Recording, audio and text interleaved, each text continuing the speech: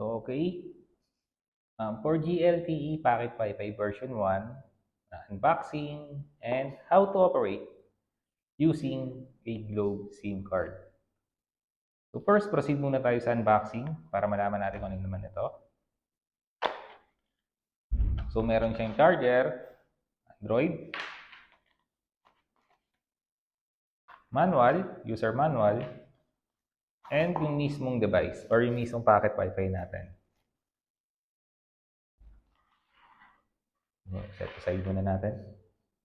So ayan, for GLTE Packet Wi-Fi version 1, ito po yung kanyang parang LED or ito po yung signal icon, Wi-Fi icon, and battery icon. Ito po yung kanyang mga indicator.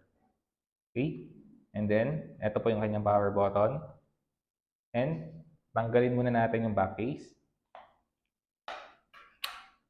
Ayan. So, ito po yung reset button.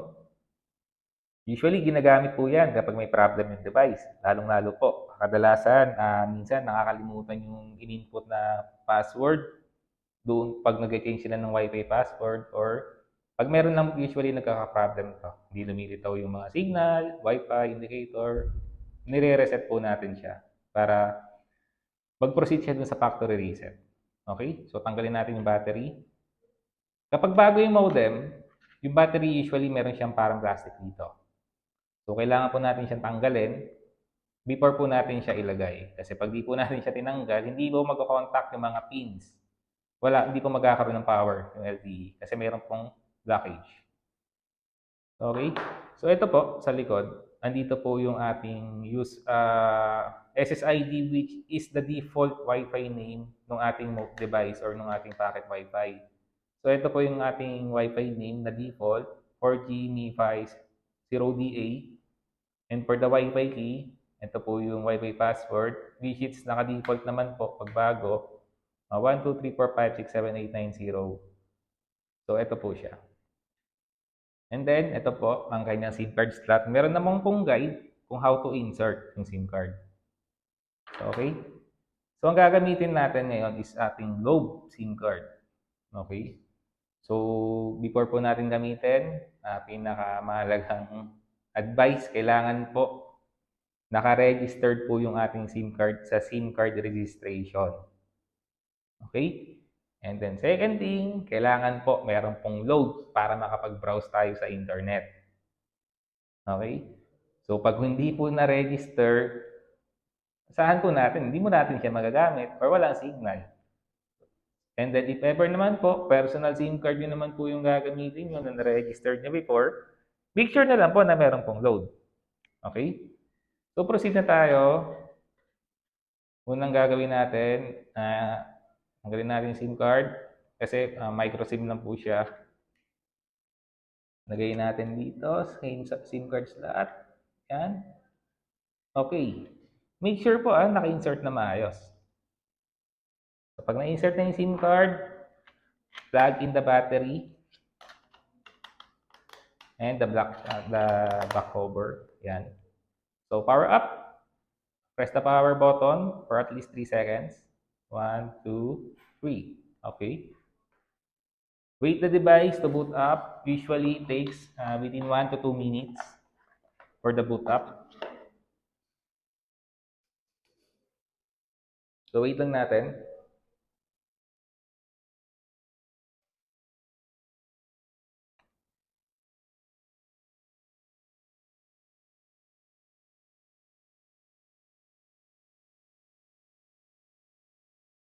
So, dapat naka-green lahat. Kapag ganito, nag-synchronize pa siya.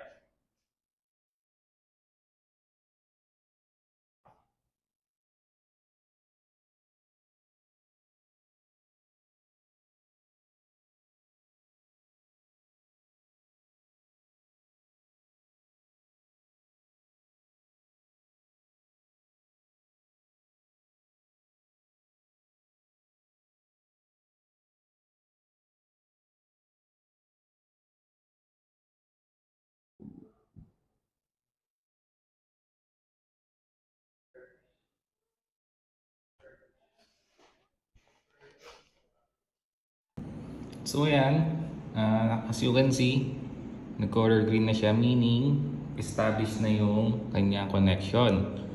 So try natin connect dito sa device natin. So ito, cellphone, punta tayo settings, Wi-Fi, okay, and then ito yung makikita nyo, ito po yung ating default Wi-Fi name. So try na tayong connect using the default password. Default password is 1, 2, 3, 4, 5, 6, 7, 8, 9, and 0. So yan, connect tayo. So yun, kung makikita nyo, connected na tayo. So yan, try tayo mag-browse ng internet. Try natin YouTube. So yan, kung makikita nyo, working na yung ating 4G LTE Packet Wi-Fi version 1. And try natin kahit ano.